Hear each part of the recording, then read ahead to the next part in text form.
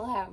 So I wanted to come on here and do some spiritual coaching on myself and kind of show you my process that I use, one of the processes that I use to work through thought patterns.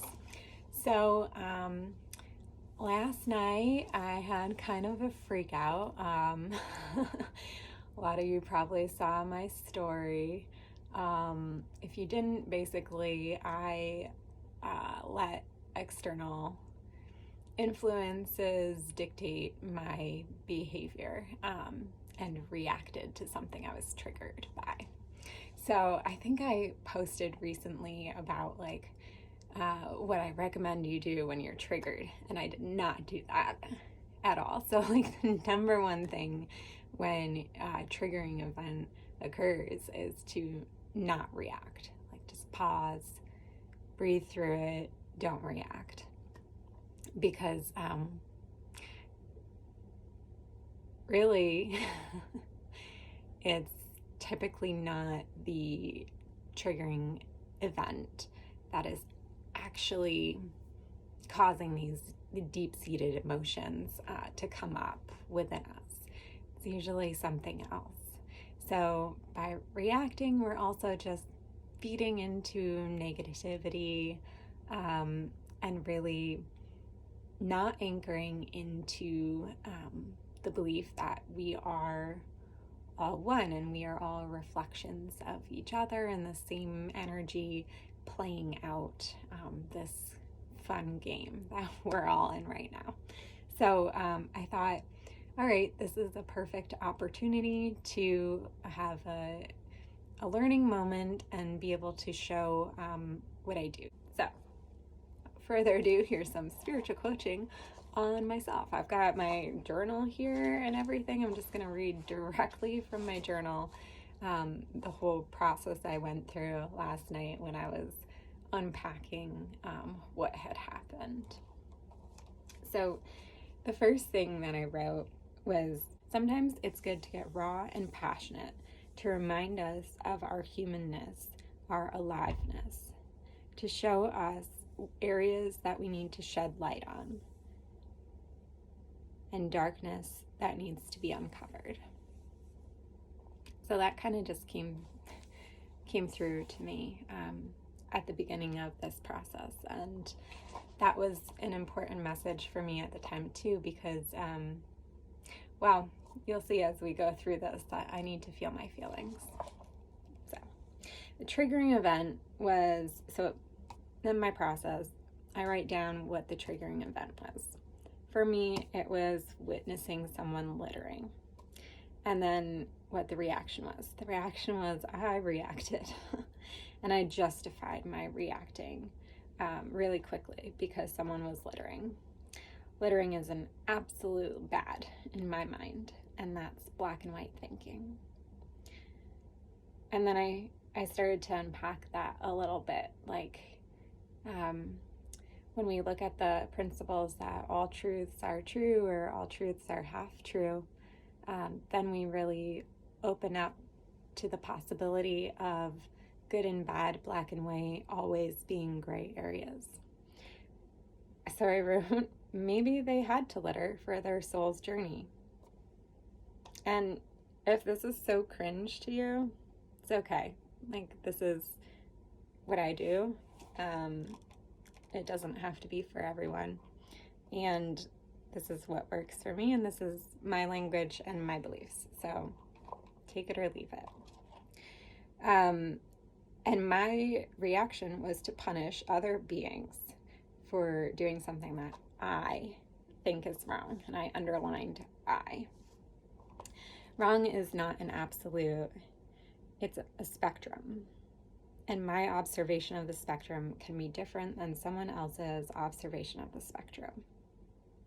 All truths are true. All truths are half true. It's not my place to tell others what is right and wrong. Vibrating lower when encountering a lower vibration doesn't raise anyone's vibration. So that's a core thing that I believe and that I came across in what happened. Vibrating lower when encountering a low vibration doesn't raise anyone's vibration and is an action that doesn't raise and actively lowers the surrounding ambient vibration ever worth it? And I put, no, it's not. And again, these are my beliefs. Take them or leave them. And then I wrote, now I'm seeing this from a place of neutrality. So I kind of did a little free journaling and journaling about the event to get to that state of neutrality. It's pretty quick for me to be able to get there after the fact when I had not been in the situation and calmed down. Sometimes it can take a while, and that's always why I recommend pause and don't react and breathe until you can do this and get to this place of neutrality. So then we dig deeper and try to get to what was the core belief that got hit upon tonight. And that's really important because the events are just occurring because of a belief that we have inside. So when this happened, I was completely focused on that one thing and that one negative thing that I was seeing. There could have been like the cutest puppy on the other side of the road and I wouldn't have seen it. Or like somebody helping a grandma with her groceries, like some really uplifting stuff, and I wouldn't have seen it. So kind of see from that a little bit more about this, like where you put your attention is the reality that you experience. So if we don't figure out the core belief that had ultimately created this experience for me to deal with this belief, other events are going to keep coming up around this core belief. So it's really about getting to that belief and unpacking it and then working with it to stop creating what you don't want to see. So when I asked myself last night, what was the core belief that got hit upon? I said, I'm not sure. I was still not really at the place to see it. And then I did a little bit of journaling to try to get there. So I said, it's worth noting that when I got home, I immediately dumped this chaotic negative energy onto my husband. And the internet, for that matter. Which is, ironically, I have that underlined too, what I was in a sour mood for all day and was transmuting at my studio. So when I walked into work this morning, my coworker dumped their negativity onto me, and then I was incredibly negative all day, and then I go to my studio to transmute, then I witness a negative event, and then I dump the negative energy onto others. So it was a positive feedback cycle of negativity that I played into yesterday. I wrote, this is not what I want to create in life. So that awareness is key. I'm not like chastising myself or like being hard on myself. It's just this clear awareness. What do I want to create? Not this. And I'm in control. I have that radical personal responsibility. So I'm going to work with that and change from the inside. And then the outside reflects that. So then I started working with the belief, I'm not considered. I said, is that it? Or is it that the earth isn't considered? And then I wrote, dumped on the side of the street or in a landfill. Is that really a different thing to her, to the earth? And then I said, is it my viewing the event that was wrong, not the event itself? I don't like to witness negative events. And then I went on to work with the belief, I have to witness negative events.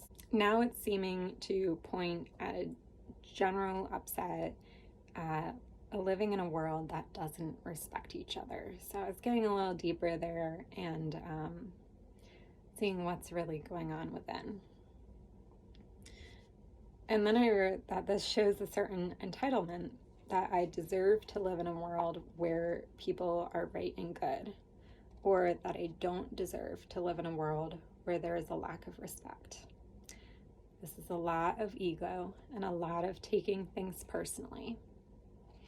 One of the 4 agreements, which is a beautiful philosophy for living, is don't take things personally. It's really powerful because we're all reflections. So what I'm upset about is something that needs to be worked out within me. Somebody else is upset about something that needs to be worked out within them. So when we take things personally, we're really muddying that water a bit. So the core belief that got hurt today is that people should be respectful, not dump their shit, I also said. It wasn't the kids, it wasn't the littering, it was feeling disrespected. So the positive spin on this, always want to put a positive spin, is that this shows that self-respect is very important to me. I put self-respect too, not just respect, it came out as self-respect. So subconsciously that just came through. So that's really the belief that I'm working through, self-respect. So then I go further with this. We can stop there, we can look at this core belief and then take a pause. And I took a pause for a few minutes, but then I went back and further worked with this. The outside world mirrors the inside, as within, so without. So did that act of disrespect mirror how I'm feeling on the inside? I created an event to give me an opportunity to act out. I was disregarding my own internal boundaries. So I was disrespecting my own boundaries. I was already feeling disrespected earlier in the day, so I manifested that event that allowed me to express those feelings that I had pushed down and not truly transmuted. So going through all of this exercise and this process, I really came to, I didn't transmute the negative feelings that I had. I didn't actually allow myself to feel them. And we have to feel our feelings and let them pass through and then go on from there. And I didn't let that happen. I ended up kind of just pushing them down, not really feeling them. So I made it so I could feel them.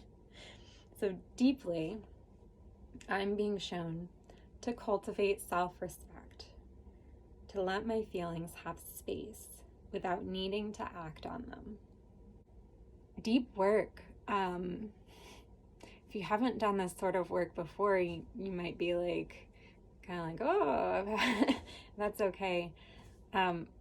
This is what I do for myself in times like this.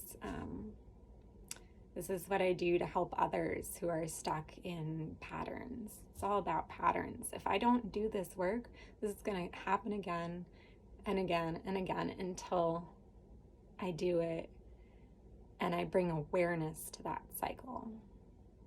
And if I see something like this occur in my life again, I know that I still need to work on this cycle. Oftentimes at this point, this is kind of like a quick little thing I do in my head. But when you have those big feelings like that, I need to sit down with the journal and really coach myself through it. So there you have it. There is my little spiritual coaching exercise I did for myself to help myself through the aftermath of an event where I acted in a way that I'm not super proud of. So I hope this helps you in some way, shed some light on some of the work that I do and some of the work that you can do for yourself. If you have any questions, reach out. But yeah, I'm happy that that happened last night, so I have this opportunity to share my process. So I'm grateful for that. I'm grateful for you. I'm grateful for this creation that we have made together of this experience.